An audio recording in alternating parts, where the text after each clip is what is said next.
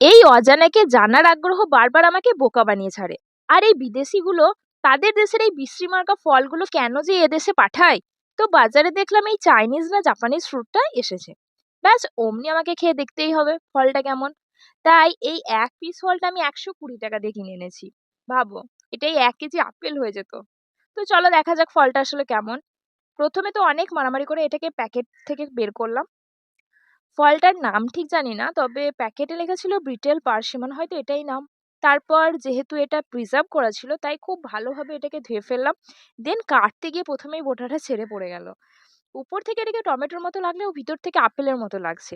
এবার টেস্টটা দেখা যাক কেমন। যেহেতু বেশ ভালোই দাম নিয়েছে তাই এই একটা ফলেরই অনেকগুলো পিস করলাম। শুধু নিজে খেলে হবে, আরো তো সবাইকে খাওয়াতে হবে। তো ফলটা খেয়ে প্রথমে তো টেস্ট নিয়ে ভীষণ কনফিউজড, ভালো লাগছে না খারাপ লাগছে সেটাই বুঝতে পারছি না। হালকা মিষ্টি সবেদার মতো লাগছে।